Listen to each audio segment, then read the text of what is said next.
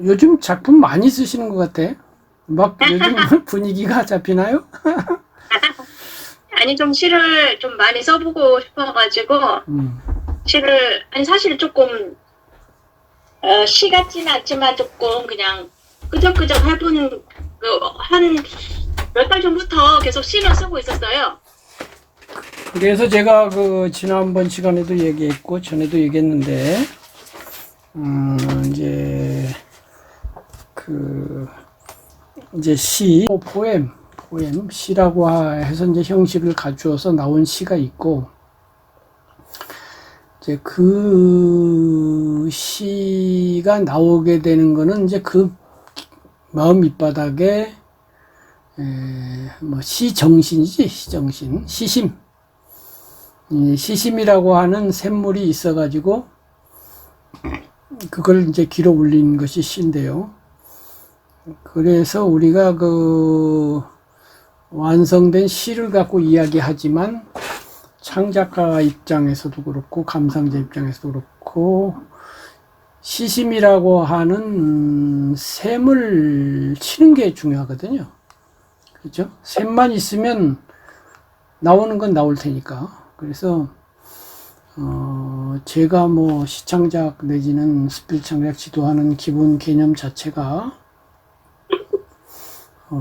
지난번에 얘기했는데, 이제 우리가 시나 문학 작품을 많이 감상함으로써 문학적 분위기에 푹 젖는다.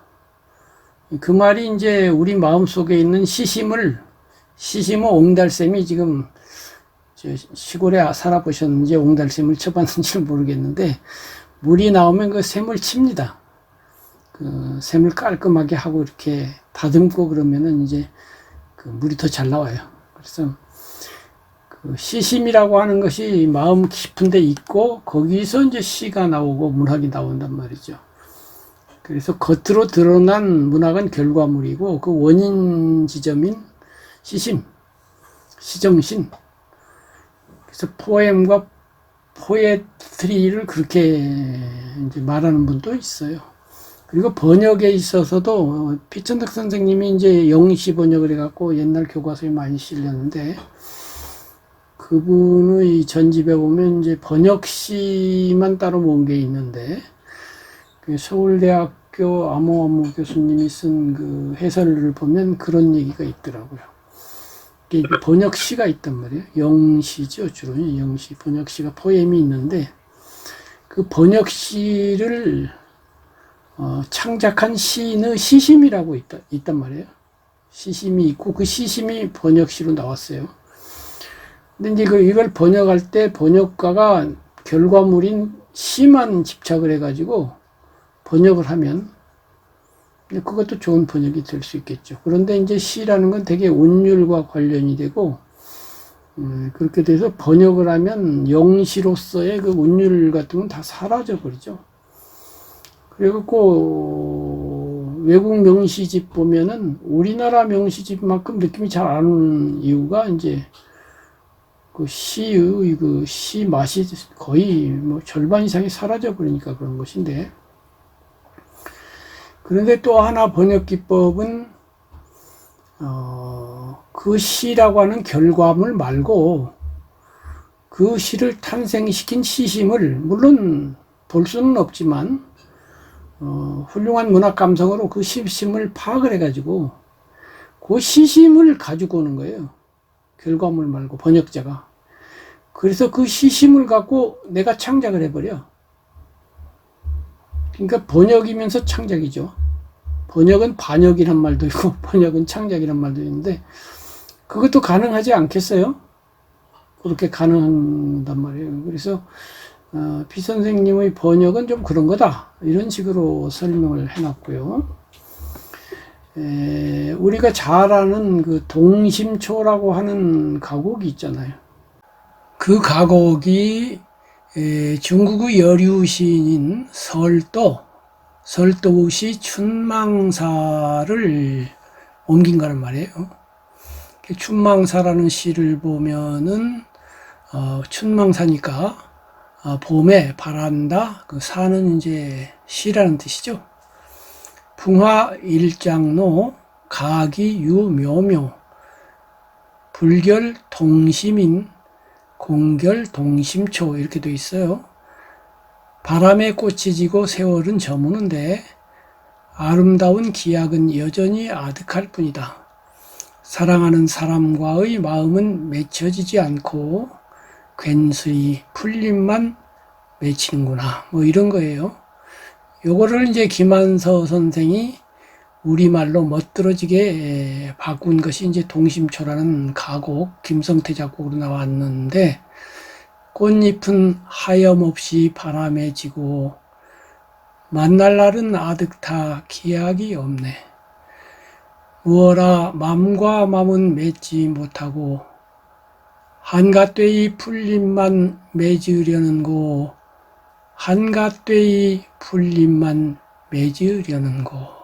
그리고 2절도 있죠. 한시 뜻 그대로 안 하고 그 기본 시상만 가지고 와서 내 멋대로 쓴 거지. 소월 시인의 스승으로 알려져 있는데 김억 시인은 다른 시는 안 알려져 있고 동심초는 모르는 사람이 없잖아요. 한국 사람이. 얼마나 좋습니까 시가. 원시는 다 기억 안 해요. 오히려 이 번역시가 더 유명한 그런 것이 되죠. 그래서 우리도 창작을 함에 있어서도 나의 그 시심을 깊게 하고 풍부하게 하고 시심의 옹달샘을 치고 이걸 합시다 해가지고 좋은 문학을 많이 읽읍시다. 거기에 푹 젖읍시다. 내가 좋아하는 시인 수필가를 찾고 그분의 대표작을 여러 번 읽읍시다. 그리고 외기까지 합시다. 이것이고 또 하나는 여러분을 인도하는 제가 또 알고 있는 시, 또 제가 가지고 있는 문학에 대한 사랑, 시심 이런 거를 또 이렇게 공유하면서 여러분의 그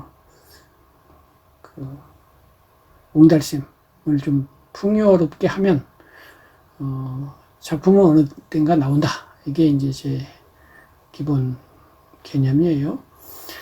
그래서 이제 오늘 그런 점에 있어서 지난번인가 지지난번인가 이제 영상 30분짜리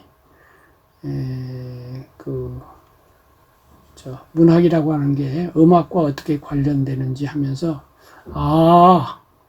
하고 마음에 있는 고통이든지 슬픔이든지 기쁨이든지 소리가 나올 때 아로 나오는데 그 아에서 언어로 가고 개념으로 가면서 어찌할 것인가 이렇게 하면은 이제 문학이 된다는 것이고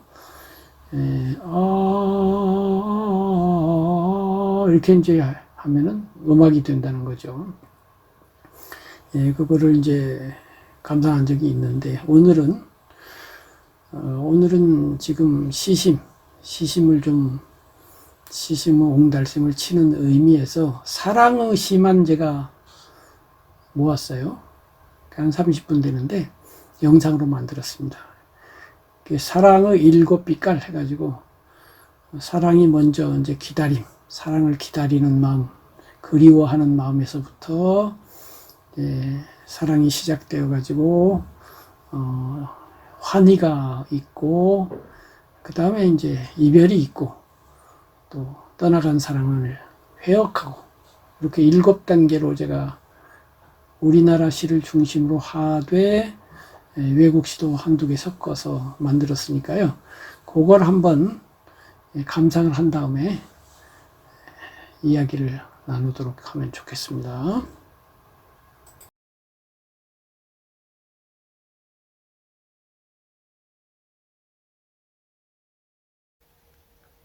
푸르른 날 서정주 눈이 부시게 푸르른 날은 그리운 사람을 그리워하자. 저기 저 가을 꽃자리 철옥이 지쳐 단풍 드는데 눈이 내리면 어이하리야. 봄이 또 오면 어이하리야. 내가 죽고서 내가 산다면, 내가 죽고서 내가 산다면, 눈이 부시게 푸르른 날은 그리운 사람을 그리워하자. 꽃, 김춘수. 내가 그의 이름을 불러주기 전에는 그는 다만 하나의 몸짓에 지나지 않았다. 내가 그의 이름을 불러주었을 때 그는 나에게로 와서 꽃이 되었다. 내가 그의 이름을 불러준 것처럼 나의 이 빛깔과 향기에 알맞은 누가 나의 이름을 불러다오.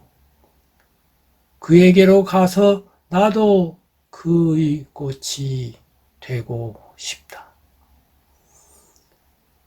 우리들은 모두 무엇이 되고 싶다. 너는 나에게, 나는 너에게 잊혀지지 않는 하나의 눈짓이 되고 싶다. 첫사랑, 김정빈. 아롱아롱. 아지랑이 풀 언덕에서 나의 유년이 시작되었습니다. 실바람 물결은 동경을 간지르며 먼 산 너머로 펼치고 내 연모의 표적이 펜화가 아닌 수채화라는 것이 나에게는 설레는 즐거움이었습니다. 나의 소녀가 누구인지 나는 아득히 몰랐습니다. 그이가 얼마나 고결할지를 나는 감히 꿈꾸었습니다. 사람살이 서러운 미로를 아직은 모르던 시절, 삶은 시네마로 흐르고 가슴 둥우리에 연갈색 알들을 품었습니다. 저 많지 빨간 우체통이 보이는 햇살 밝은 창가, 무도회에 처음 나온 백작 가문의 영양처럼 그니가 다가와 수줍은 눈웃음으로 살짝이 봄 인사를 건넬 때 13살 소년의 초원에 왈츠곡이 팡파리로 울려 퍼졌습니다. 그렇게 나비의 날갯짓으로 민들레 노란 실을 입은 나의 첫 사랑이 시작되었습니다. 실록 서정주. 어이할거나 나는 사랑을 가졌어라. 남 몰래 혼자서 사랑을 가졌어라. 천지엔 이미 꽃잎이 지고 새로운 녹음이 다시 돋아나 또 한 번 나를 에워싸는데 못 견디게 서러운 몸짓을 하며 붉은 꽃잎은 떨어져 내려 펄펄펄 떨어져 내려 신라 가시네의 숨결과 같은 신라 가시네의 머리털 같은 불밭에 바람 속에 떨어져 내려 올해도 내 앞에 흩날리는데 부르르 떨며 흩날리는데 나는 사랑을 가졌어라. 꾀꼬리처럼 울지도 못할 기찬 사랑을 혼자서 가졌어라. 파도 유지환. 파도야 어쩌란 말이냐. 파도야 파도야 파도야 파도야 파도야 어쩌란 말이냐. 님은 뭇같이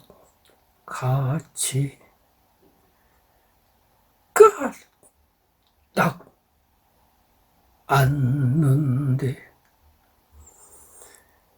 파도야 파도야 파도야 파도야 파도야 파도야 어쩌란 말이냐.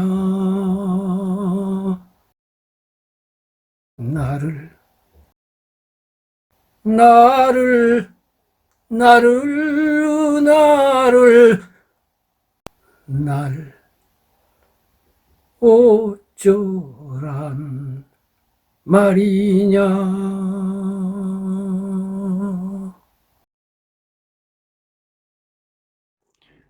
봄의 정원으로 오세요. 잘랄레딘 모하마드 루미. 봄의 정원으로 오세요. 여기에 꽃과 술과 촛불이 있으니 만일 당신이 오시지 않는다면 이것들이 무슨 소용이 있겠어요? 하지만 만일 당신이 오신다면 또한 이것들이 무슨 소용이 있겠어요?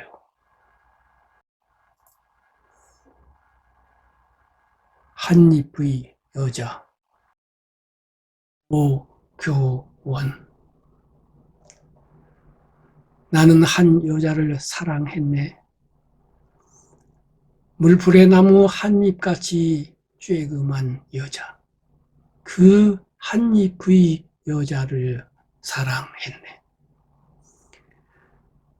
물풀의 나무 그 한잎의 솜털, 그 한잎의 맑음, 그 한잎의 영혼, 그리고 바람이 불면 보일 듯한 그 한잎의 순결과 자유를 사랑했네. 정말로 나는 한 여자를 사랑했네. 여자만을 가진 여자. 여자 아닌 것은 아무것도 안 가진 여자. 여자 아니면 아무것도 아닌 여자. 눈물 같은 여자, 슬픔 같은 여자, 병신 같은 여자, 시집 같은 여자. 영원히 나 혼자서 가지는 여자, 그래서 불행한 여자. 그러나 누구나 영원히 가질 수 없는 여자, 물풀의 나무 그림자 같은 슬픈 여자. 행복, 유치환. 사랑하는 것은 사랑을 받는 이보다 행복하나니라. 오늘도 나는 에메랄드빛 하늘이 환히 내다뵈는 우체국 창문 앞에 와서 너에게 편지를 쓴다. 행기를 향한 문으로 숱한 사람들이 제각기 한 가지씩 생각에 저옥한 얼굴로 와선 총총히 우표를 사고 전보지를 받고 먼 고향으로 또는 그리운 사람께로 슬프고 즐겁고 다정한 사연들을 보내나니 세상의 고달픈 바람결에 시달리고 나부끼어 더욱더 의지 삼고 피어 헝클어진 인정의 꽃밭에서 너와 나의 애틋한 연분도 한 방울 연연한 진홍빛 양귀비 꽃인지도 모른다. 사랑하는 것은 사랑을 받는 이보다 행복하나니라. 오늘도 나는 너에게 편지를 쓰나니 그리운 이여 그러면 안녕. 설령 이것이 이 세상 마지막 인사가 될지라도 사랑하였으므로 나는 진정 행복하였느라. 입맞춤 서정주. 가시네두 가시네두 가시네두 가시네두. 콩밭 속으로만 자꾸 달아나고 울타리는 마구 잡아뜨려 놓고 오라고 오라고 오라고만 그러면 사랑의 석류꽃 낭기 하니 바람이랑 별이 모두 웃음네요. 풋풋한 산노릇대 언덕마다 한 마리씩 개구리는 개구리와 머구리는 머구리와 굽이 강물은 서천으로 흘러내려 땅에 긴 입맞춤은 오 몸서리친 쏙 이빨 지근지근 이빨이 희허옇게 짐승스런 울음은 달더라 달더라 울음같이 달더라. 해는 저물어도 카툴루스. 살아보자 나의 레스비야. 그리고 서로 사랑해보자. 늙은 험구가들이 모여 뭐라고 꽁시렁 대든지 간에 신경 쓰지 말고 묵살해버리자. 단번에 그 자리에서. 해는 날마다 서산해지고 또다시 떠오르지만 우리의 빛은 꺼지고 나면 그것으로 그만 일러니 언제까지 밝을지 모르는 시간을 어찌 어둠으로만 보내리. 자, 내게 한 번의 입맞춤을 그리고 다시 100번을 1000번을 쉬지 말고 입맞춤 또다시 100번을 한 번 더 1000번의 입맞춤 다시 또 100번 은총 가득한 그 황홀한 입맞춤의 폭포가 끝나면 나 하나도 남김없이 그대에게 모두 돌려드리리. 남몰래 살짝 입맞춤 심술쟁이들이 샘내지 못하도록 그들이야 어찌 알리 이 달콤한 입맞춤을. 한계령을 위한 연가 문정희. 한겨울 못 잊을 사람하고 한계령쯤을 넘다가 늦바의 폭설을 만나고 싶다. 뉴스는 다투어 수십 년 만의 풍요를 알리고 자동차들은 비뚱거리며 제 구멍을 찾아가느라 법석이지만 한계령의 한계에 못 이긴 척 기꺼이 묶였으면 오 눈부신 고립 사방이 온통 흰 것뿐인 동화의 나라의 발이 아니라 운명이 묶였으면 이윽고 날이 어두워지면 풍요는 조금씩 공포로 변하고 현실은 두려움의 색채를 드리우기 시작하지만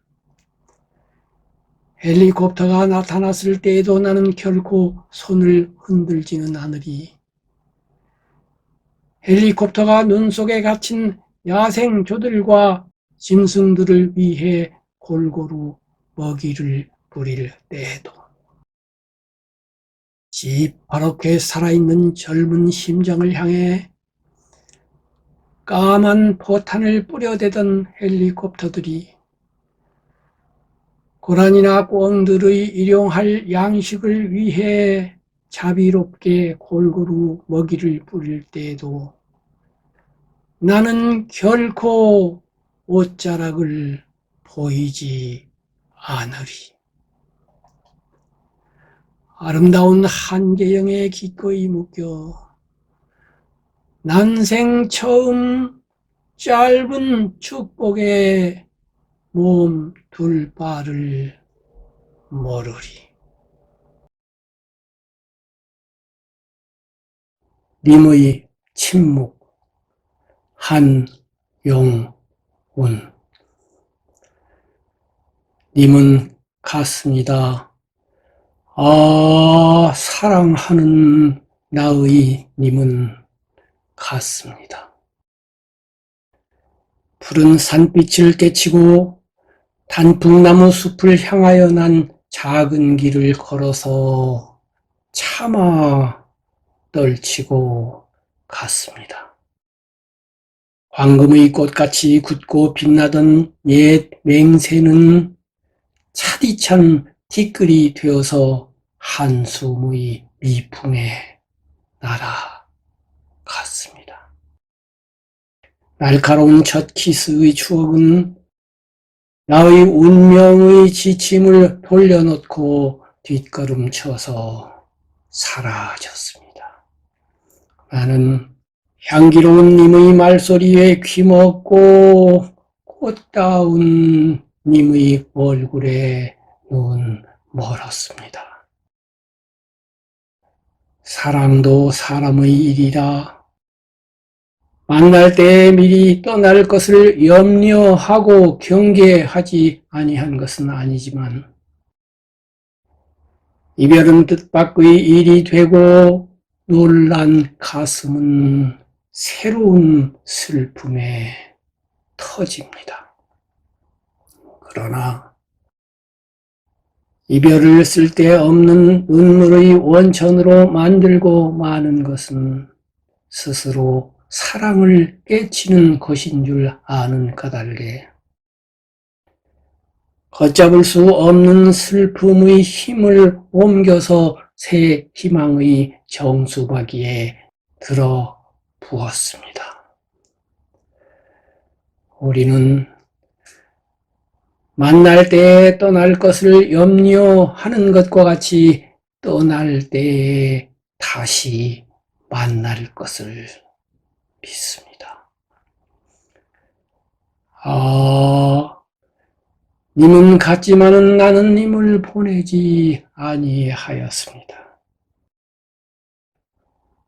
제 국조를 못 이기는 사랑의 노래는 님의 침묵을 휩싸고 돕니다.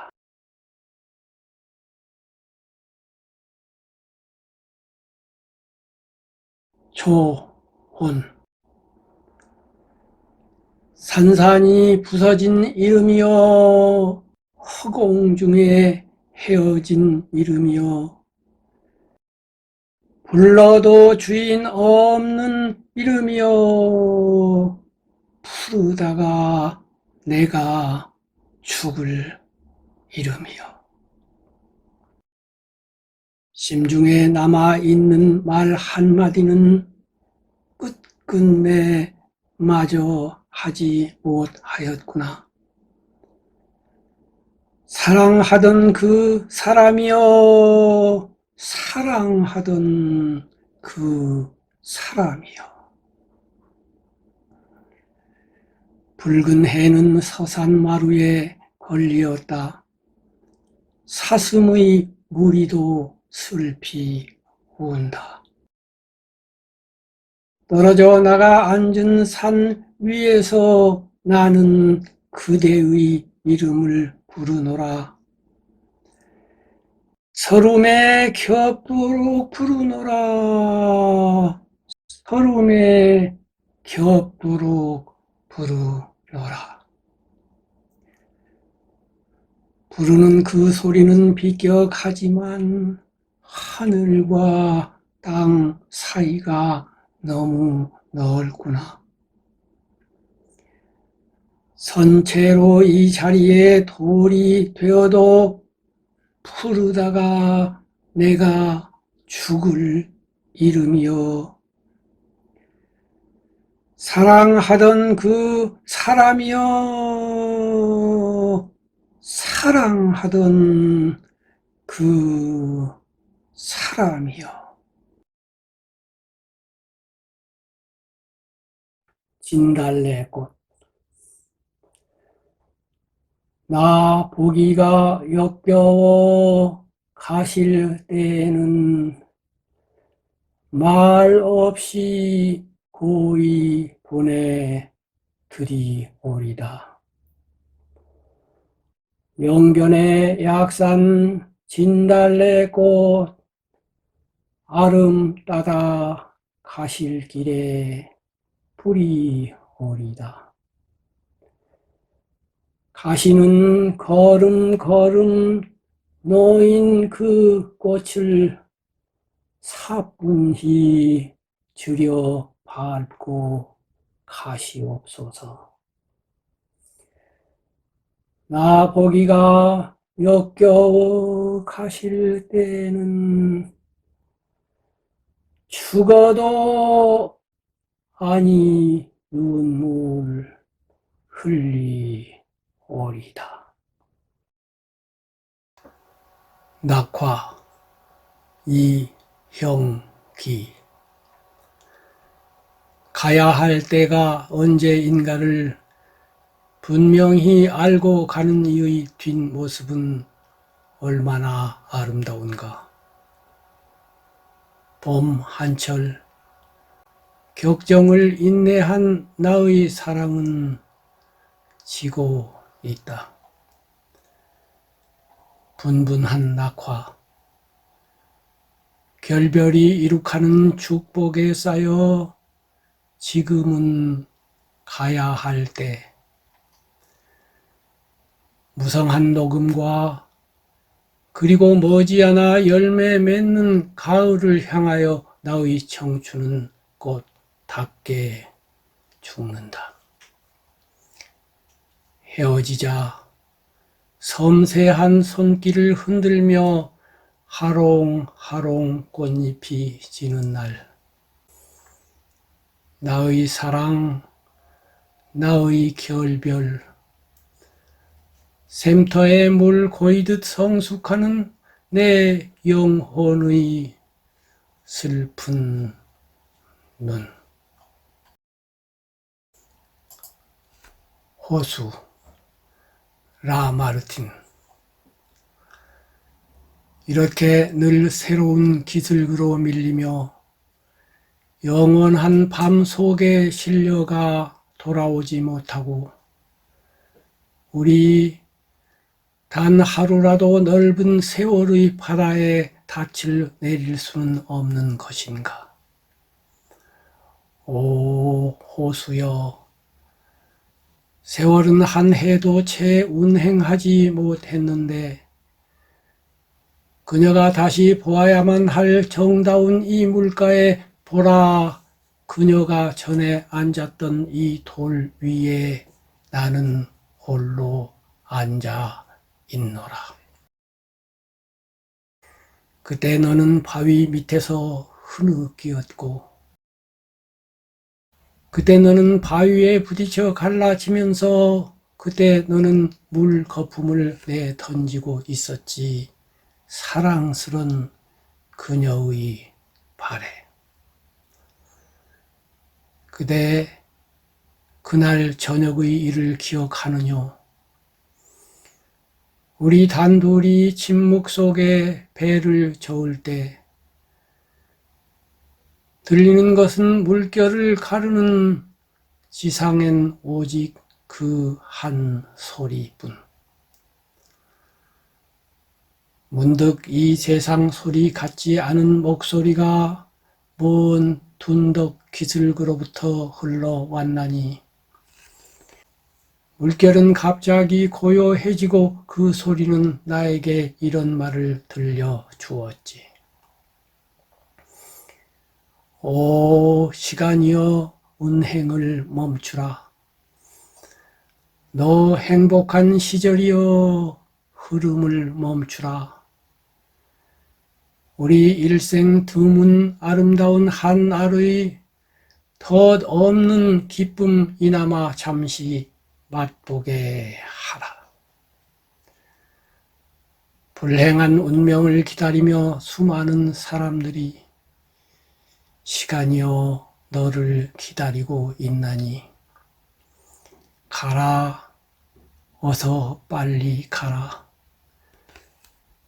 불행과 함께 행복을 앗아가다오, 잊어버려다오, 우리에게서. 사랑할 거나 사랑할 거나 덧 없는 시간이여.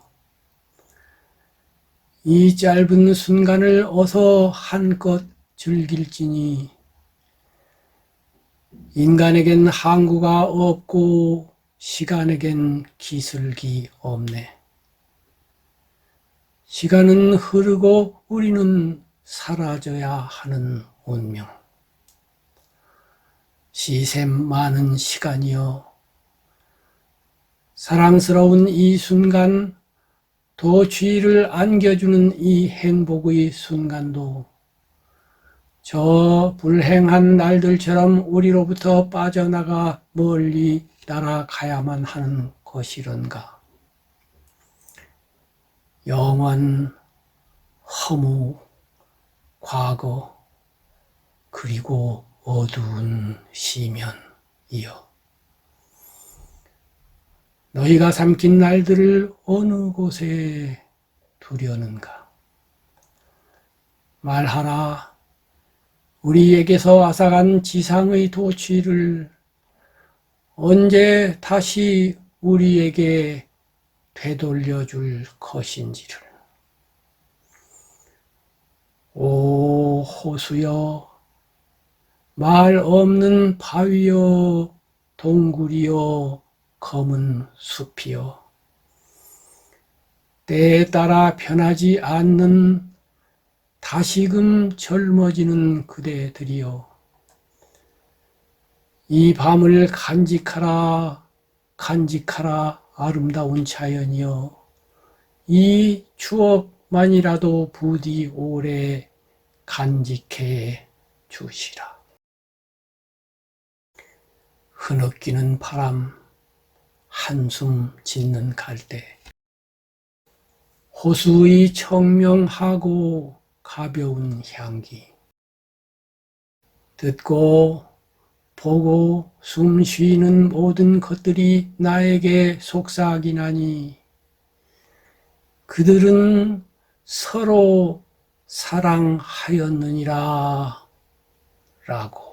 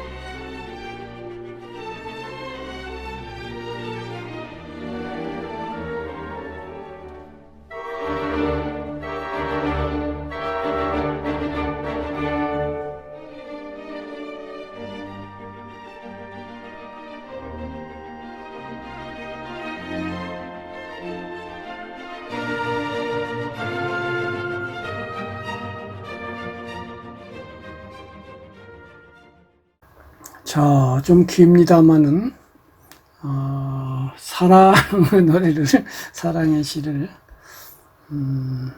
7가지로 나누어서 감상해 보았습니다. 우선, 느낌을 좀 말씀해 주세요. 누가 먼저 말씀해 주실까요? 바하님? 예, 저는 이렇게 사랑에 대한 시가 이렇게 이제 다양한지 몰랐고요.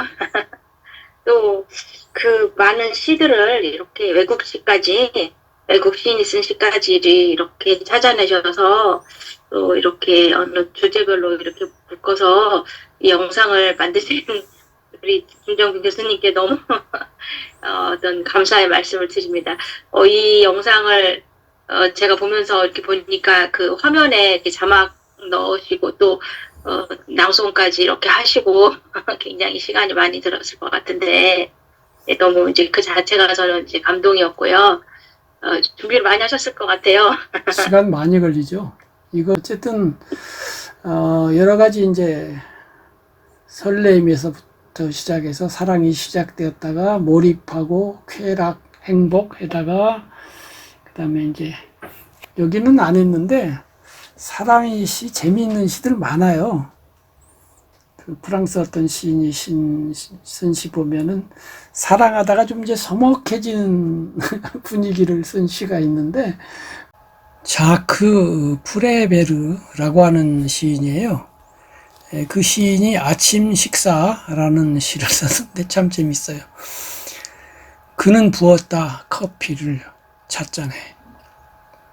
그는 부었다 밀크를 커피에. 그는 넣었다 설탕을 밀크 커피에. 작은 스푼으로 그는 저었다. 그는 마셨다 밀크 탄 커피를. 그리고 놓았다 찻잔을 아무 말 없이. 그는 불을 붙였다 담배에다. 그는 만들었다 동그라미를 연기로. 그는 털었다 담뱃재를 재떨이에다. 아무 말 없이 날 보지도 않고 그는 일어섰다. 그는 썼다 머리에 모자를. 그는 입었다 레인코트를. 비가 내리고 있었고 그리고 그는 떠났다. 빗속으로 한마디 말도 없이 한 번도 돌아보지 않고. 그래서 손에 머리를 파묻고서 나는 울었다. 사랑의 이런 모습도 있지 않겠어요? 참 여러 가지 느낌이 드는 그런 시도 있어요. 그래서 이제 사랑처럼 이렇게 시인의 마음을 움직이는 소재가 없잖아요. 여러분도 이제 결국은 사랑의 시를 한 편이 아니라 여러 편 쓰게 될 것인데 지금 여기에 있는 시들은 주로 낭송용 시들이죠. 근데 낭송용 아닌 또 사랑의 시도 얼마든지 쓸 수가 있습니다. 이 시들 중에 뭐 제일 꽂히는 건 어떤 시인가요? 예, 저는 사실은 이제 그 사랑시 했을 때 저는 사실 제가 어렸을 때부터 사실 유치환님의 시를 좋아했었거든요. 유치환? 네, 이제, 예, 유치환. 행복. 예, 행복. 그렇죠. 행복. 근데 또 이제 낭송도 잘 해주셔가지고 특히 더 그 사랑의 어떤 절절함 더 많이 와닿았고요. 저는 이제 지금 쭉 시들을 보면서 느낀 게 그 여성 작가가 쓴 시는 여기에 들어있지 않다 이런 생각이 들었어요. 그 누구 문정희 시인의 시 들어있었나요? 한계령을 위한 연가. 하나 들어있었나요? 여성 시인이 아시다시피 그 남자 시인보다 유명한 시인이 그렇게 많지 않아요, 사실. 그래서 그렇게 됐네요. 예. 그리고 좀 인상적인 거 뽑는다면은 이규원님인가 오규원님인가요? 오규원님의 예. 오규원 그분이 한입, 시작법 이런 책도 쓰신 분 맞죠? 예, 이분은 시 이론가로 아주 유명하시고, 예, 예, 그러니까 오규원님 시작법 현대 시작법 쓰신 분 맞죠? 예, 그 한입의 여자, 예, 예, 아, 그 시가 저는 되게 인상적이었는데, 예, 아주 우리 현대 감각이죠. 예, 예, 근데 그 시 중간에 그 병신 같은 여자 이런 식으로 예, 표현한 그 부분에서 되게 좀 뭔가 병신 같은 여자. 그러면서 그 다음엔 바로 단어법이 예, 있지만, 시집 같은 여자. 이제 예, 병신 그런 같은 여자도 나와요. 단어법과 그런 뭐 충격요법이랄까? 예, 그게 참 눈을 번쩍 뜨게 하죠. 예, 예. 그래서 저는 일단은 굉장히 이제 조금 독특하게 봤던 시는 이제 오교님의 시를 굉장히 음, 인상적으로 봤습니다. 우리 이 선생님 소감 말씀해 주세요. 일단은 저기 그 배경 영상이 시 이해하는데 좀 도움이 많이 됐습니다. 그리고 이런 일단은 제일 늦게 들어선지 이제 제일 기억에 많이 남진 않지만 그 호수를 예, 배경으로 한 시가 조금 제일 어떤 그 지나간 거를 얘기하면서 이렇게 그 호수와 사랑 자연을 이렇게 연결하는 시가 어디 있었던 것 같고 또 사랑 그리움도 있고 아까 말한 막 그 이 한 순간순간을 이제 불태워 보자 뭐 이런 시도 뭐 있지만은 지난 시간에 뭐 그대의 목소리 뭐 이런 박재삼 시인의 그런 그리움을 표현한 시, 그 애절한 시 같은 게 좀 잘 자연과 연결지어서 하는 게 좀 와닿는 것 같아요. 그렇구나. 그러니까 이제 라마르틴의 호수라는 시는 워낙에 유명한 시고요. 그다음에 시가 좀 길죠. 이게 이제 실제로 그 호수에서 어떤 그 이제 나무 여자예요. 자기 여자가 아니고 거기 요양원 어떤 남편이 있는 여인인데 서로 그렇게 사랑에 빠졌었다네요. 그 다음에 가니까 이제 죽어가지고 그 비통한 마음 가지고 이제 그리움을 담아서 쓴 시인데 제가 늘 강조하는 그 언어의 이차적인 표현보다는 거의 그냥 그 1.5차 정도 아주 비유상징이 아주 없는 건 아니지만은 바로 그냥 자신의 감정을 토로하는 그런 것이 많죠. 그리고 이제 서양 시들의 특징 중에 하나가 이 사람들이 감성으로 가면서도 항상 이 논리와 철학과 이성과 이것이 기본인 사회에서 거기도 보면 뭐 순간이요 뭐 이러면서 그 약간 철학적 사고를 끌어들여요. 그런 특징이 있어요. 그게 아주 유명하시고요. 예를 들면 거의 비슷하게 토로하는 시가 이제 아까 우리가 감상한 것 중에 소월의 초혼 있잖아요. 초혼. 초혼도 이제 사랑하는 사람이 죽어가지고 바로 그냥 그 슬픔을 쓴 거죠. 근데 초혼은 아마 돌아가신 분이 한 며칠 안 된 것 같아요. 그런데 이 호수는 1년 지났으니까 조금 감정이 순화가 좀 됐죠. 초혼이 더 격렬하기는 한데 어쨌든 소월시가 그렇지만은 소월시나 우리나라 시에는 그런 감성적인 감정을 분출할 때 거기에 철학적 논리적인 것은 잘 안 나와요.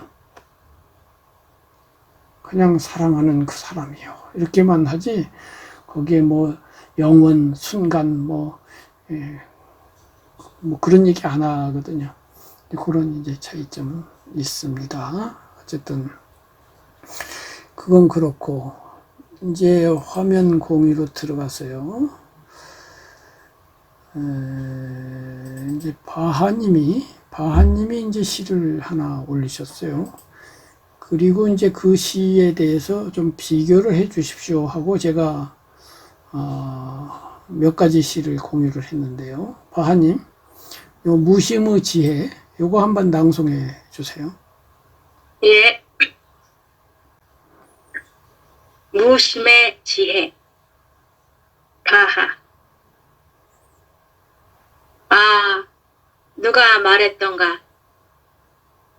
고요함의 깊은 순간을. 아, 누가 알려주었던가.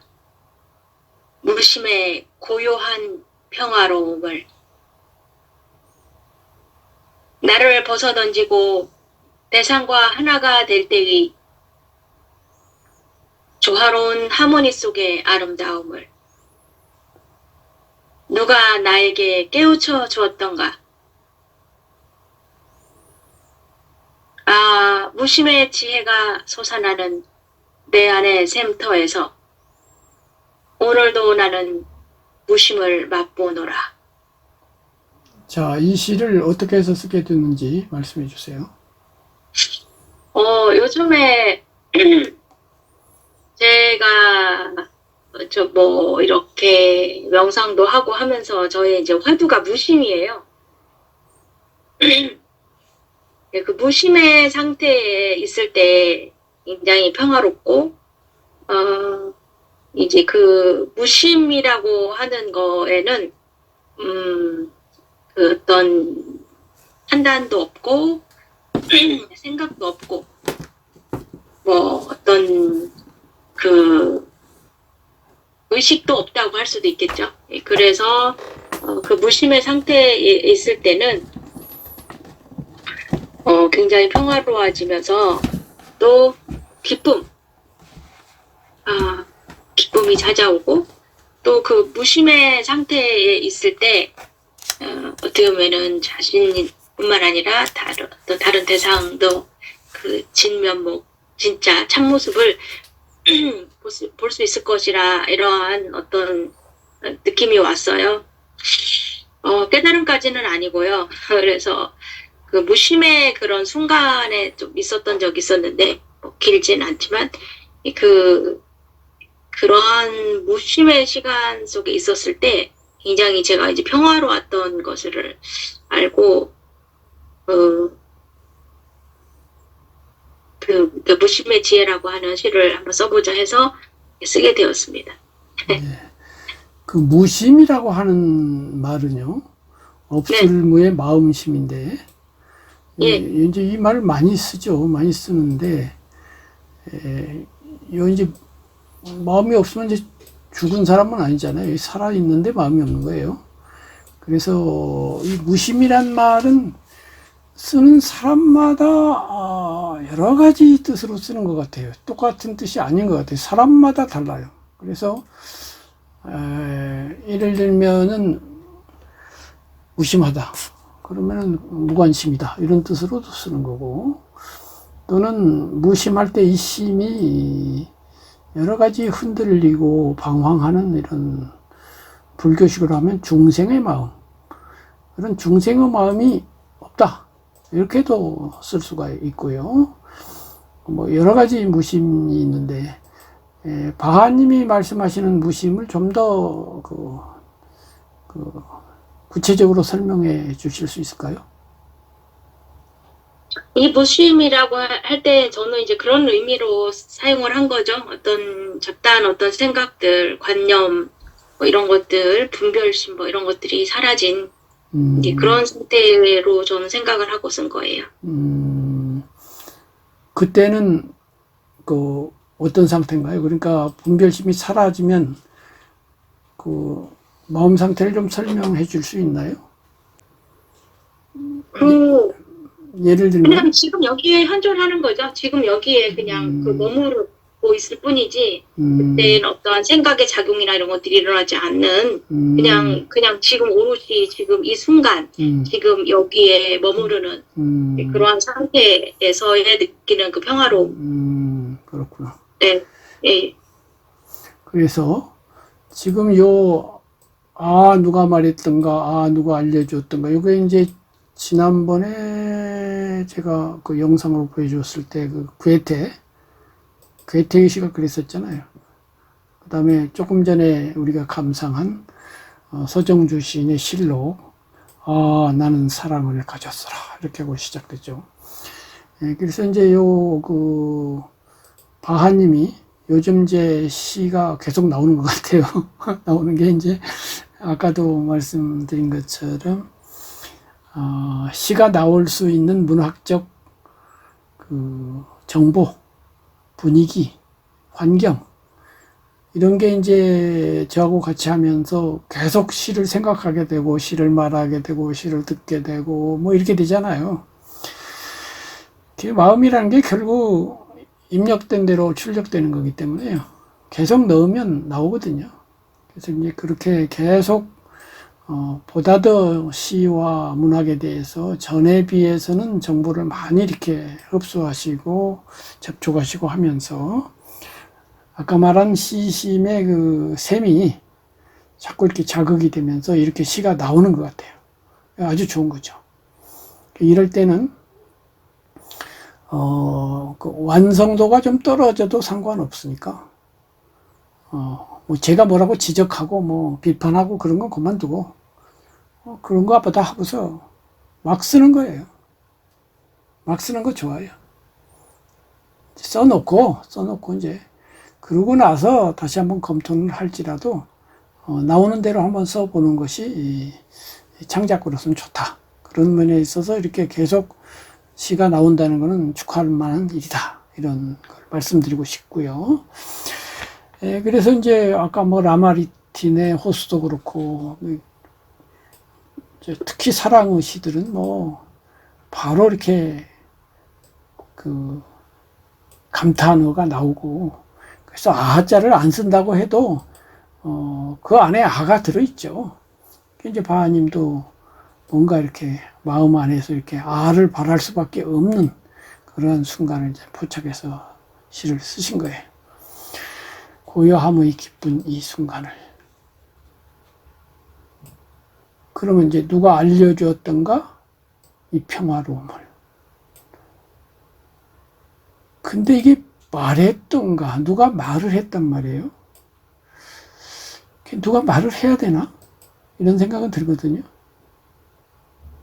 예를 들면 누가 말했던가로 가지 않고 얼마나 뭐 기쁜가든지 좋은가든가 훌륭하다든가 나 스스로가 그냥 좋구나가 아니고 여기에 대해서 누가 말한 걸 가지고 얘기를 한단 말이에요. 누가라는 제3자가 여기 도입된단 말이지. 그러면 이 도입되어서 누가가 들어오려면 그 다음에 그 누가가 뭐 역할을 해야 되는데 역할 그 다음에는 없는 것 같아요. 그 다음에 또 나를 깨우쳐 주었던가 해서 누가라는 그 대상이 있어요. 그런데 제 생각에는 무심에 가까운 상태는 그 대상이 멀어지거나 잊혀지거나 중지되거나 해서 이 순간에 멈추게 되면은 대상도 멈추거나 혹은 오히려 내가 나를 통찰하는 그래서 내가 나 혼자 있음으로써 만족하는 제 식으로 말하면 타인, 타물 의존적인 것이 아니고 타인, 나 아닌 타인, 그 다음에 타물, 나 아닌 이 세계에 의존되어서 생겨나는 기쁨이나 보람이 아니라 자기 자족적인 대상에서 일어나는 것이 아니고 내가 나 혼자 스스로 있음으로써 그 안에서 그냥 기쁨이 나오든지 고요가 나오든지 평화가 나오든지 행복이 나오든지 하는 그런 상태가 아닌가 하는 것이 저의 이제 수행 내지는 수양의 경험인데 물론 이제 바하님은 저하고 다를 수는 있어요. 근데 이제 시로 들어갔을 때 그 누가라고 하는 말이 들어오면은 그 오롯이 나 자신에 집중하지 아니함을 의미한다고도 볼 수 있고 그렇게 돼서 그러면 무심이라고 하는 말하고 조금 거리를 갖게 되지 않나 이런 느낌이 들거든요. 이런 데 대한 저의 의견이 반드시 맞다는 건 아닌데 저의 이런 얘기를 듣고 혹시 무슨 생각나는 거 있나요? 예, 지금 다시 또 생각해 보니까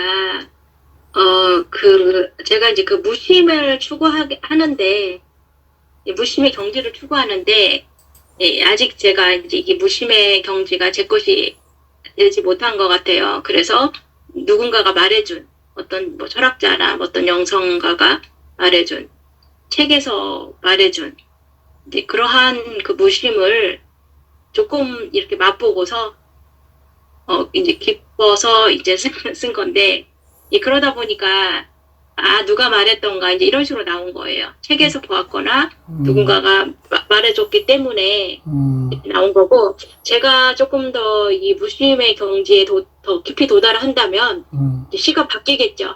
아, 그렇구나. 그래서, 네. 그래서 이제 나를 벗어 던지고 대상과 하나가 될 때, 여기 대상이라고 했으니까 뭐 누가가 있을 수는 있어요. 대상은 누가죠. 이 앞에 말한 누가. 나 아니고. 아니에요. 그 대상은 나가 아닌 그 모든 세상 모든 그러니까 세상 모든 사람- 거니까, 모든 거니까. 이 세상 모든 것 예. 속에 누가도 들어가니까. 나와 나 아닌 것으로 분별할 때, 나 아닌 것을 세상이라고 할 때, 세계라고 하고, 나를 나라고 할 때, 대상은 세계죠. 그래서 나와 세계, 나와 나 아닌 것이 하나가 된다 이거죠. 될 때에 조화로운 하모니 속의 아름다움을 누가 나를 깨우쳐줬는가가 나오는데, 그 다음에 무심의 지혜가 솟아나는 내 안의 샘터에서 오늘도 나는 무심을 맛보노라 이렇게 됐어요. 어쨌든 간에 요점은 이제 잠언시 계열이라는 거예요. 잠언시는 언어를 2차적으로 쓰는 게 아니고 1차적으로 쓰는 철학시에 가깝다 이거죠. 그러나 시기 때문에 아주 철학도 아니고 시는 시니까 1.5다 이거지. 언어를 2차적으로 쓰는 것도 있고 1차적으로 쓰는 것도 있는데 요점은 이것이 무슨 철학을 말하려고 하는 거예요. 무심이라고 하는 철학을 말하고 있는 거죠. 그러나 이제 기쁜 순간을 또는 감탄 이런 게 있으니까 감성도 있기는 있는데 요점은 대상과 내가 하나가 되면 참 조화롭고 좋다. 뭐 이런 얘기를 하는 거예요. 그래서 이제 이런 잠언시 계열의 시들을 제가 몇 편 올려놓고 그것들하고 한번 비교해 보면 어떨까요? 하고서 이제 제가 몇 개의 시들을 올렸죠. 화면 공유로 들어가서 롱펠로우, 이게 롱펠로우 거예요. 이게 좀 길기는 하지만 잠언시 계통은 롱펠로우가 대가죠, 대가. 아주 대가죠. 아주 유명하죠. 그 인생 찬가라고 하는 널리 알려진 롱펠로우의 뭐 대표작이라고 해도 되겠죠. 우리 이 선생님께서 한번 멋지게 낭송을 한번 해주세요. 인생 찬가 롱펠로우. 슬픈 사연으로 내게 말하지 말라. 인생은 한낱 헛된 꿈에 지나지 않는다고. 잠자는 영혼은 죽음이고 만물의 본체는 외양대로만은 아니다. 인생은 실제, 인생은 진지한 것, 무덤이 그 목표는 아니다. 너는 본래 흙으로 돌아가리라. 이것은 영혼을 두고 한 말은 아니었다. 우리가 가야 할 곳 혹은 가는 길은 향락이 아니고 슬픔도 아니며 내일의 하루하루가 오늘보다 낫도록 행동하는 것이 인생이다. 예술은 길고 세월은 버겁다. 우리 심장은 튼튼하고 용감하면서도 마치 감싸진 붓과 같이 무덤을 향해 장송곡을 계속 울린다. 이 세상 넓은 싸움터에서 인생의 야영 안에서 말 못하고 쫓기는 짐승이 되지 말고 싸움터에 나선 영웅이 되라. 아무리 즐거울지라도 미래를 믿지 마라. 죽은 과거로 하여금 그 죽음을 묻게 하라. 활동하라. 살아있는 현재에 활동하라. 가슴 속에는 심장이 있고 머리 위에는 신이 있다. 위인들의 모든 생애는 말해주노니 우리도 장엄한 삶을 이룰 수 있고 이 세상 떠날 때는 시간의 모래 위에 우리 발자국을 남길 수 있음을. 아마도 후일에 다른 사람이 장엄한 삶의 바다를 항해하다가 외롭게 난파한 그 어느 형제를 보고 다시금 용기를 얻게 될 발자국을 그러니 우리 이제 일어나서 일하자.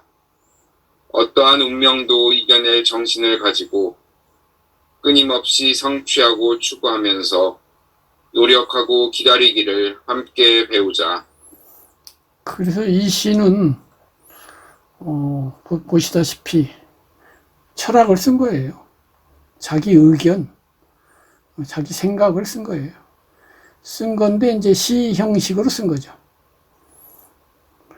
그래서 이제 말하지 말라 이러면서 또 영웅이 되라, 묻게 하라 이렇게 명령형으로 막 이렇게 하라고 시키기도 하고 이렇게 해서 어떻게 보면 좀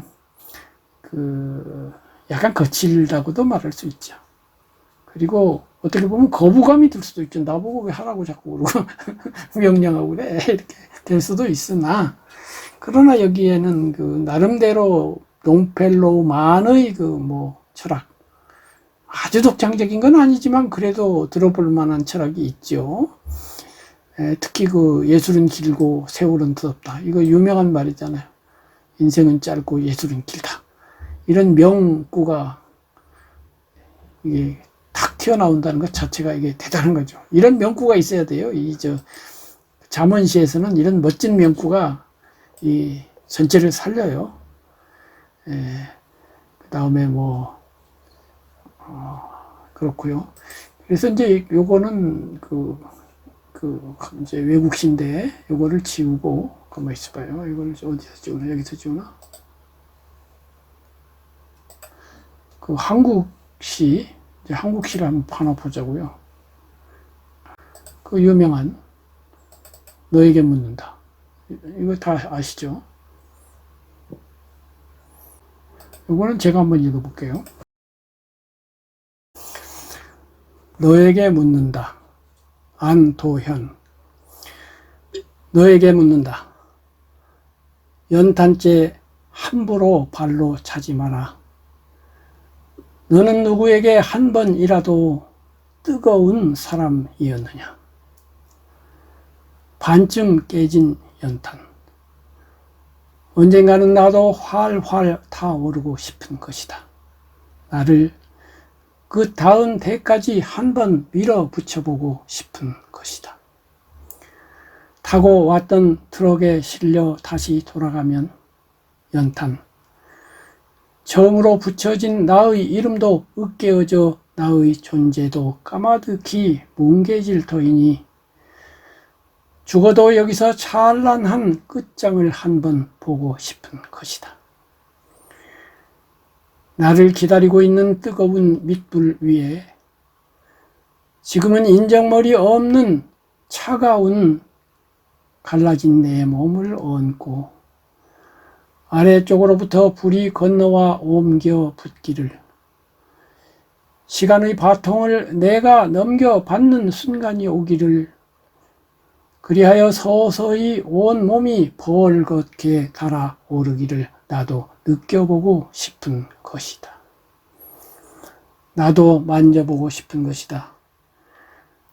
모두들 잠든 깊은 밤에 눈에 빨갛게 불을 켜고 구들장 속이 얼마나 침침하나 손을 뻗어보고 싶은 것이다.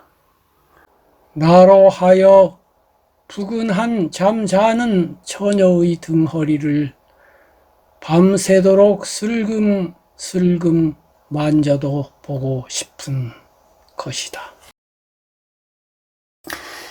그래서 지금 이 두 개는 너무나 유명한 시인데요.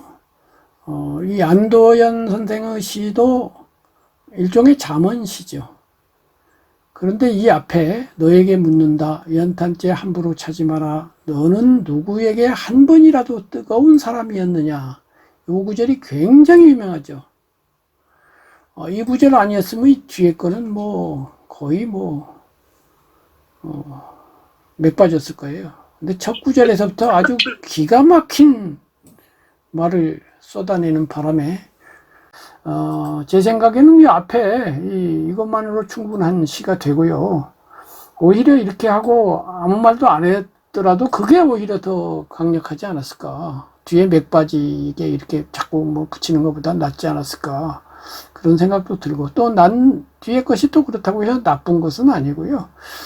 어쨌든 이게 멋들어진 시인데, 어쨌든 이 핵심인 연탄재 함부로 차지 마라, 너는 얼마나 뜨거웠냐느냐, 요것이 이제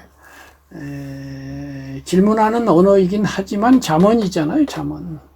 그러니까 뜨겁게 살아라, 뭐 이런 내용을 갖고 있는, 무슨 말을 하려고 하는지 금방 알 수 있는 잠언인데, 그 점에서 잠언시로 볼 수 있으나, 그러나 이거를 연탄재라고 하는, 그렇게 뜨거웠던 것이 식고 나면 이게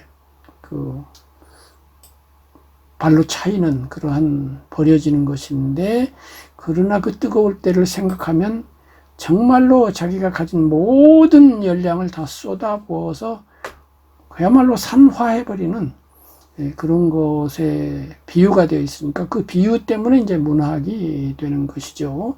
그렇긴 한데, 이제 언어의 2차적인 그 용법이라고 하는 측면에서 보면, 이 시는 한번 외고 나면은 이해가 되고 나면 감성적으로는 잘 안 와요.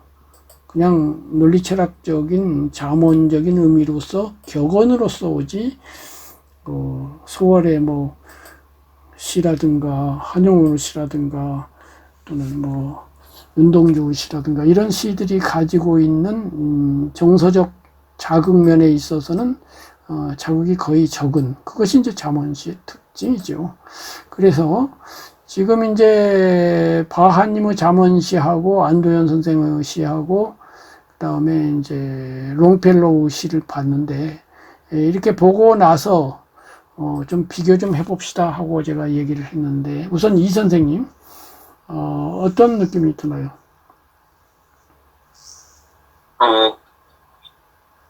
이제 바하님의 시가 좀 제일 와닿는 것 같은데, 이제 어떤 그 무상 무아지경, 무심.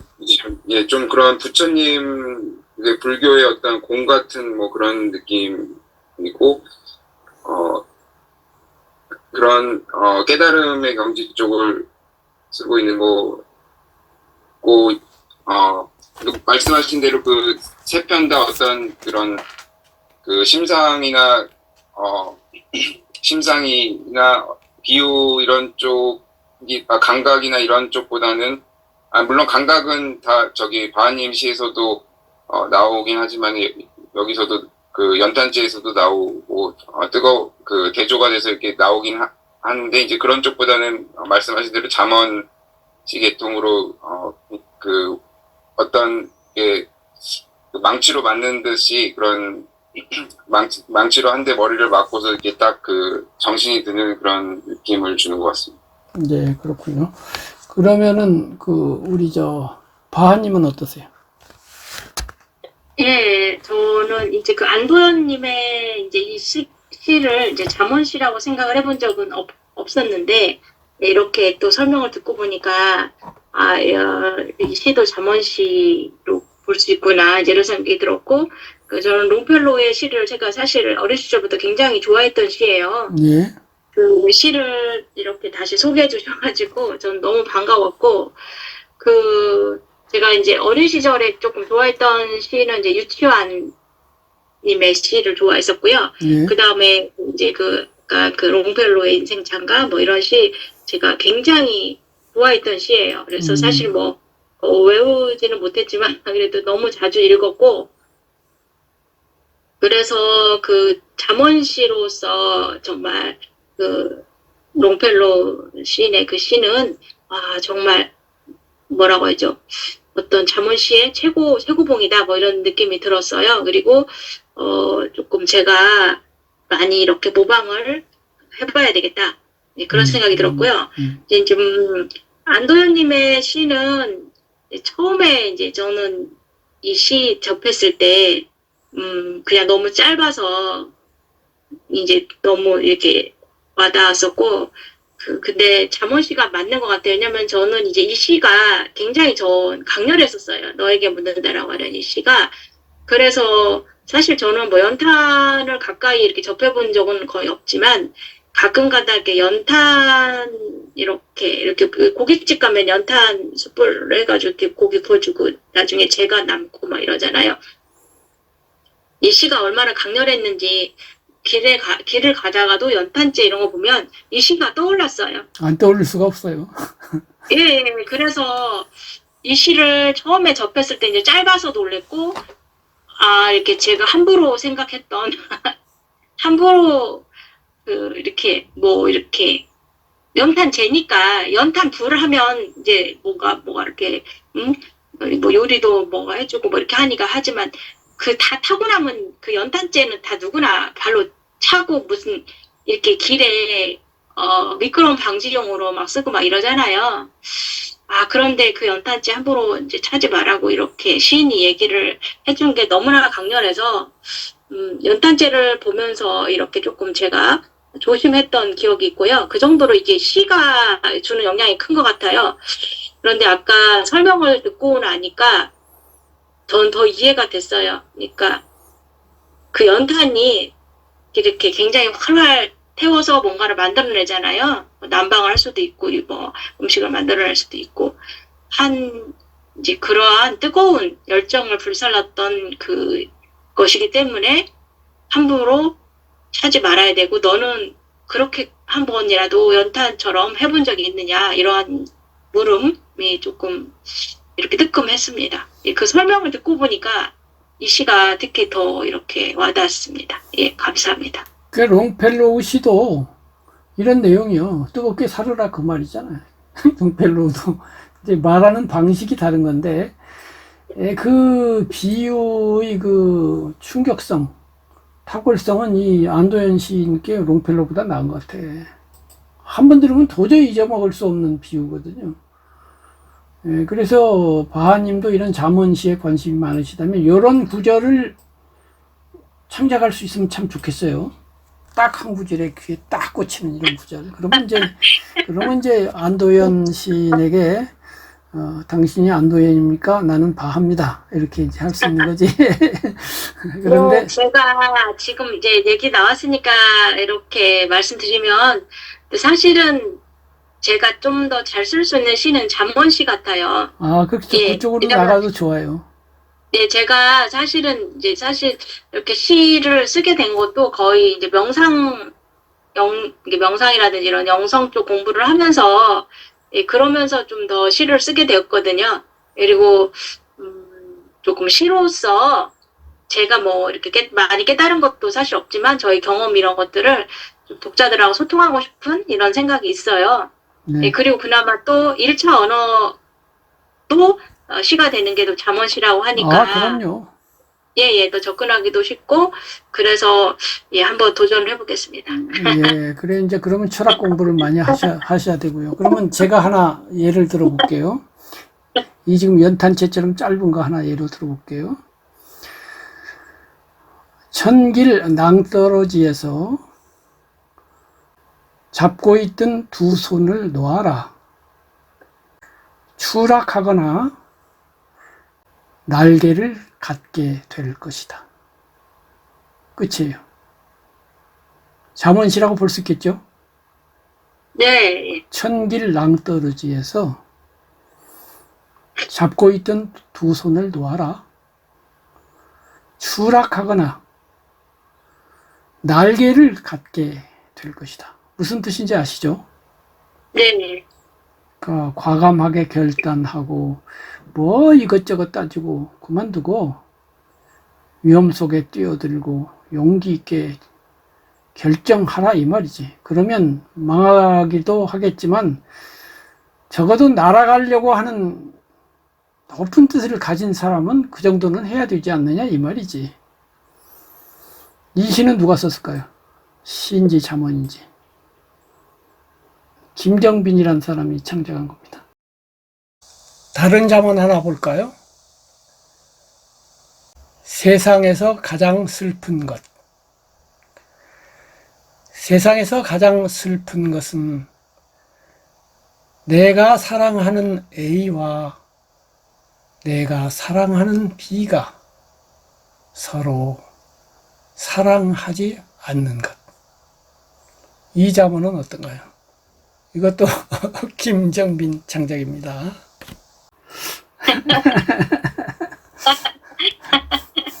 그래서 이런 잠언시 내지는 잠언, 시 아니라도 좋아요. 잠언 자체인데, 그거를 뭐, 열심히 사세요, 서로 사랑하세요 하지 말고, 그 비유라든가 문학적 기법을 가지고 하면 더 멋있어지잖아요. 그리고 그 문학적 기법은 이런 방법도 있지만, 그 유명한 그 고린도전서에 있는 사랑에 대한 사도 바울의 그 언어가 있지 않습니까? 잘 아시죠? 사랑은 참고, 사랑은 온유하며, 투기하는 자가 되지 아니하고, 사랑은 믿고, 사랑은 견디느니라. 뭐 이런 거 있잖아요.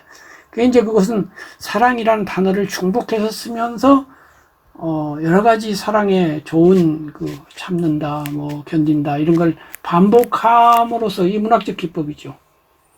비유는 없는데요. 그런데 이제 뒤에 가면 비유가 나와요. 내가 사랑이 없다면, 꽹과리 같은 시끄러운 꽹과리에 지나지 아니하고, 뭐 이러면서 또 비유가 나오죠. 그래서 그 아주 유명한 사랑 예찬이죠. 그런 식의 사도 바울의 사랑 예찬을 한번 음미해 보세요. 음미해가지고 계속 읽어보세요. 그러면은 그 잠언을 만드는데 도움이 될 것 같고요. 마지막으로 지난번에 박재삼 시인의 시조를 감상한 적이 있는데, 박재삼 선생의 시에 기가 막힌 잠언이 들어간 시가 있는데요. 이 양반은 감성이 풍부한 양반이니까 이렇게 건조하게 하지 않고 아주 풍부한 감성 속에 살짝 하나를 얹어놔서 기가 막혀요. 한번 외워볼게요. 가을에 가다간 밤송이 지는 소리가 한참을 남아 절로는 희뜩희뜩 눈이 가는 하늘은 그 물론 짧은 한낮은 조이 청명하더니라. 가을이에요. 지금 성묘로 가고 있어요. 가다간 밤송이 지는 소리가 한참을 남아 절로는 희뜩희뜩 눈이 가는 하늘은 그 물론 짧은 한낮은 조이 청명하더니라. 기승전결로 치면 기에 해당되어서 특별할 건 없어요. 성묘 공손하니 엎드린 이마에도 하늘은 드리운 채로 휘일 같이 서글프고, 휘는 꺼린다 이거예요. 꺼리는 날 하면 돌아가신 날이에요. 그래서 성묘 공손하니, 이제 이렇게 가가지고 성묘 도착했어요. 성묘 공손하니 엎드린 이마에도 하늘은 드리운 채로 휘일 같이 서글프고, 그리운 이를 부르기 겨워 이슬 맺히네. 감정이 더 깊어져요. 그리고 이제 문제의 구절이 나와요. 세상 인법은 가을나무 같은 것. 그 밑에 우리들은 과일이나 주워서 허전히 넉넉히 어루만질 뿐이다. 와, 이거 뭐야? 세상 있는 법은 가을나무 같은 것. 그 잠언 아닌가요? 잠언인데 시적 잠언. 기가 막히죠. 세상이 있는 거는 가을나무가 있는 것 같은 거야. 세상은 가을나무처럼 있다. 그건 잠언이기도 하지만 그냥 시이기도 하고 말이죠. 근데 이거 잠언으로 볼 수 있잖아요. 세상 있는 법은 가을나무 같은 것. 그 밑에 우리는 과일이나 주워서, 그 나무 밑에 과일이 떨어지는데 그 과일이나 주워서 허전히 넉넉히 어루만질 뿐이다. 넉넉히가 정말 기가 막힌 거죠. 아까 무심을 말을 할 때에도 이렇게 말을 했더라면 기가 막힐 뻔했어요. 나는 무심해서 좋아요가 아니라 어떤 면에서는 이게 무심이잖아요. 세상 있는 법은 가을나무 같아. 인위성도 없고 그냥 천천스럽게, 그러나 구름이나 물 같은 것은 아니고 생명체가 있는데 식물이야. 식물인데 그냥 식물이 아니라 과일을 매다는 식물이야.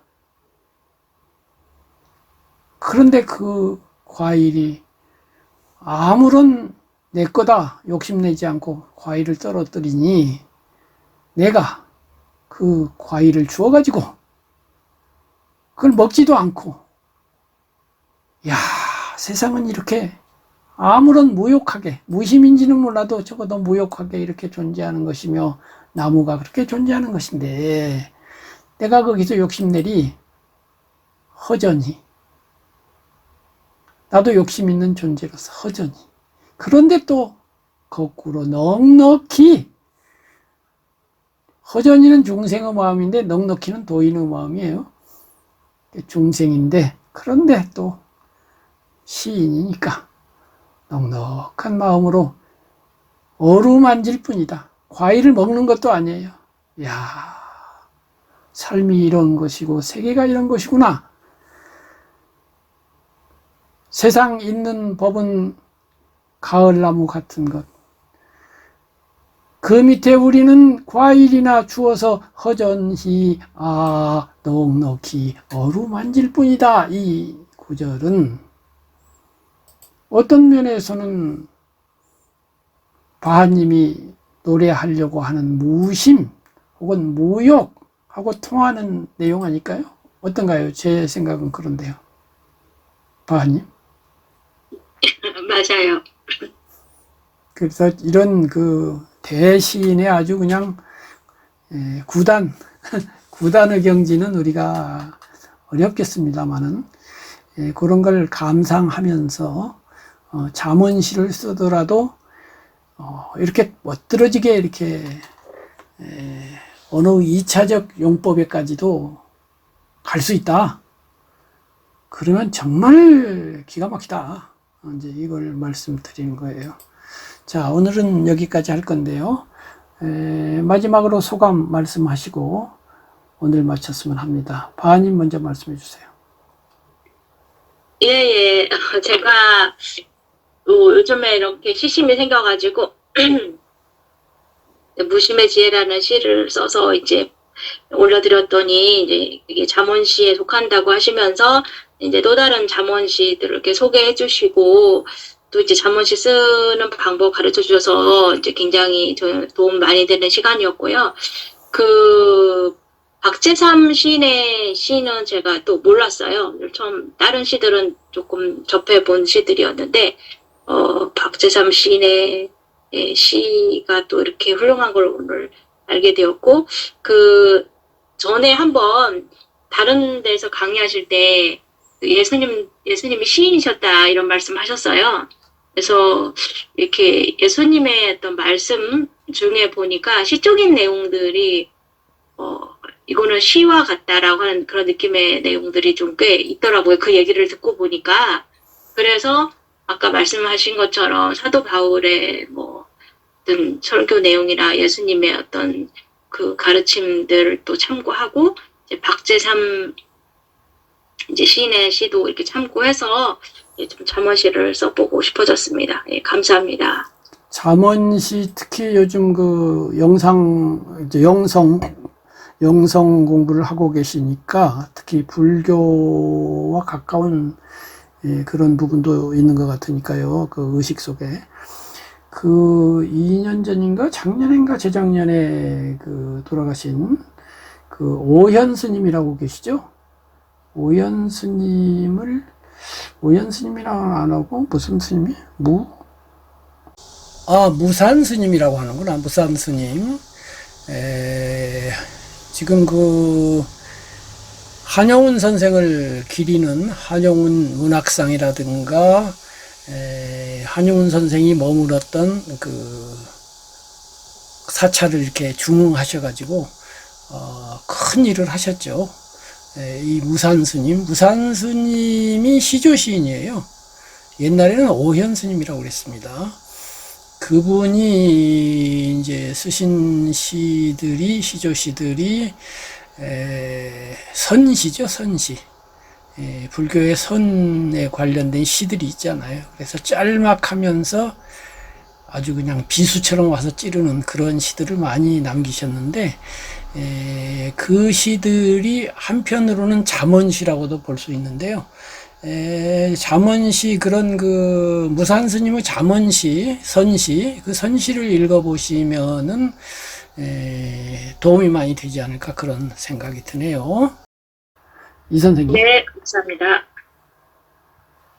예, 그 사랑시의 그런 다양한 사랑의 그런 여러 면에 대해서 시의 소재로 삼을 수 있는 것을 잘 보았고, 그 마지막 박재삼 시인의 그 가을 시도 참 와닿는 것 같습니다. 그리고 이렇게 뭐 그동안 바하님 시도 잘 보았고, 네, 뭐 꽃이나 이제 활주로, 밤의 활주로 또 무심 이런 것 등에 대해서도 또 예, 글 자체도 좋은데 나중에 뭐 시화나 이런 걸 통해서도 좀 보게 되기를 조금 좀 그냥 괜히 한번 보고 싶다는 생각이 들었습니다.